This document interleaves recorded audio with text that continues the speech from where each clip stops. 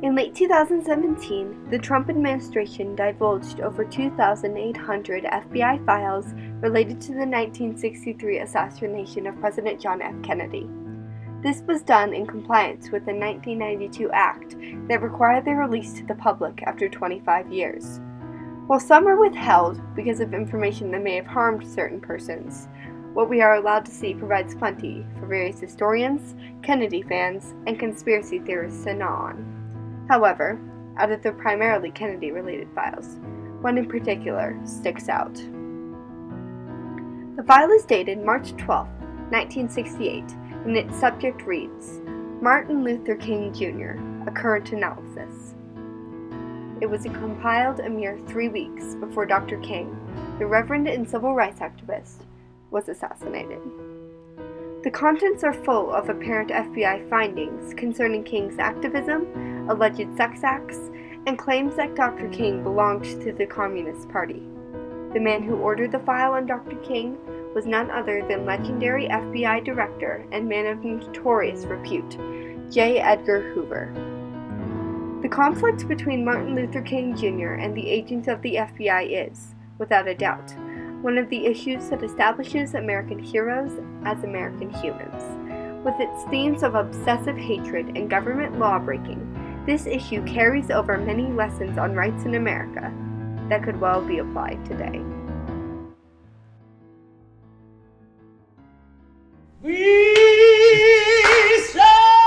It's 1960, year of social revolutions across the United States and the globe.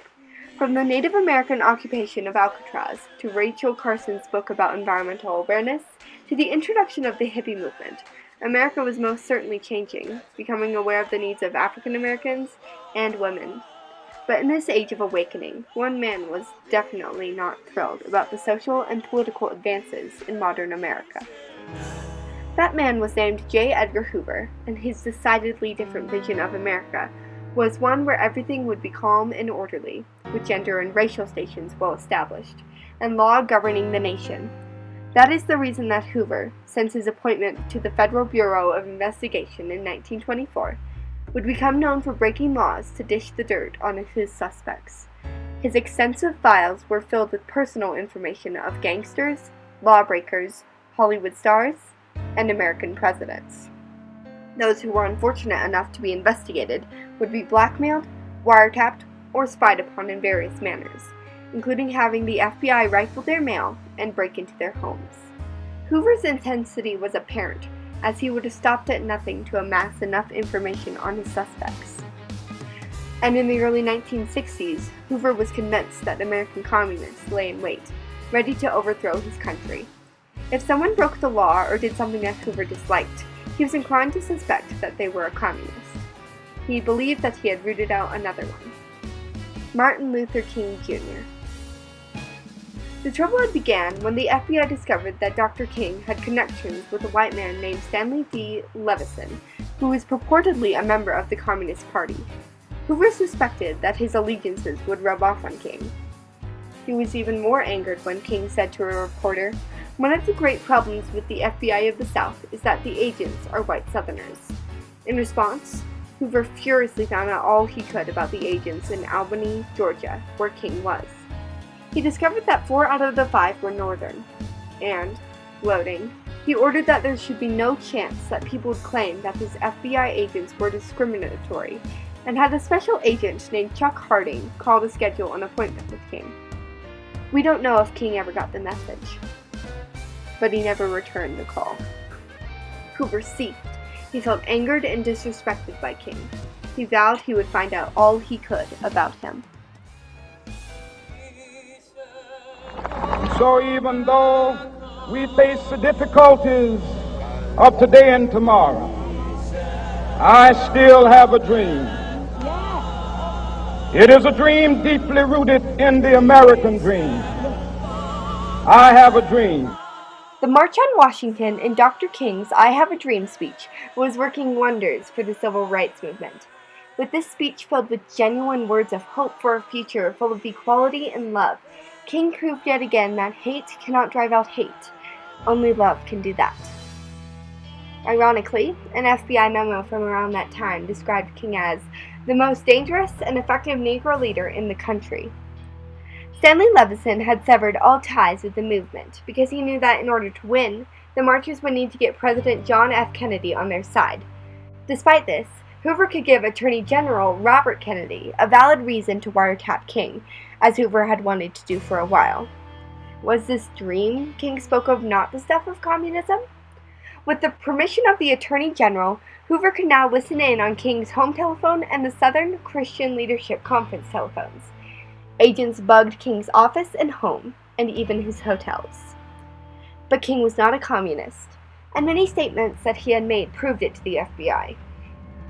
The more significant truth is the amazing lack of success that communism has met in attracting the Negro. These statements were never mentioned in the FBI file on King. What were mentioned were dozens of alleged affairs and other events of sexual misconduct well out of King's line of character. It was the best weapon that the FBI had, and they utilized it well. In 1964, an anonymous letter arrived at the King residence, along with a package of 2 sex tapes, which Coretta Scott King opened and listened to. In the package was a letter full of blatant accusations that King was a hypocrite, a fraud, and a liar, as well as allusions that hinted that Dr. King should commit suicide.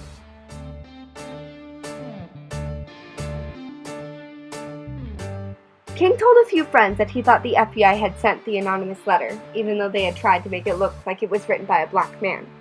But even the letter did not affect King. He continued traveling and making speeches and campaigning for civil rights. J. Edgar Hoover tried and tried to expose King as a fraud in the newspapers, but they were just not interested in Martin Luther King's private life. One wonders what would have happened to King if the details the FBI had unearthed had become a sensation in the public. J. Edgar Hoover had set out to expose a morally corrupt person who intended to harm humanity, not help it. But he let his personal vendettas get in the way of justice, as he had done many times before, and would do until his death on May 2, 1972.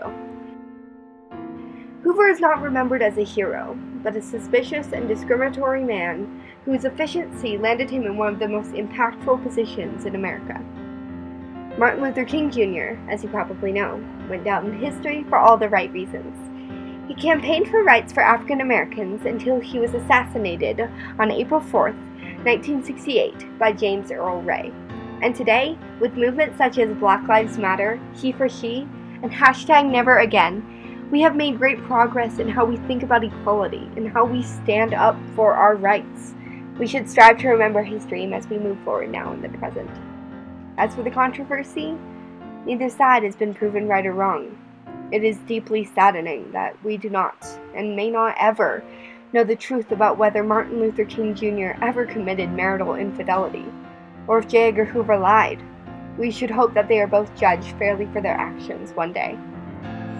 Another blow for President Trump today as the Ninth Circuit Court of Appeals rules against. In an age where politicians and celebrities' personal decisions and biases are heavily impacting the way Americans feel about the character of its leaders, we should look back on the past, reminding ourselves that we are all humans on this planet, and that humans are flawed. We should prioritize great character in our leaders so that the men and women who lead us into the new millennia are not only revolutionary, but people of integrity in and out of public situations. We need to make changes in our system so that we run our countries and our world on a premise of helping those we need it, not persecuting those we hate. Despite the decisions that Dr. King may have made, there's something undoubtedly true in the words the Reverend spoke about the dream that catapulted him into the legends of modern America. And in this age, it is to be hoped that we, as humans, will follow our consciences and make every decision with the purpose of impacting the world in a way that will make it better. After all, every hero of history was a flawed human like every one of us. And that means that as we venture into the future, we all have the potential to become heroes.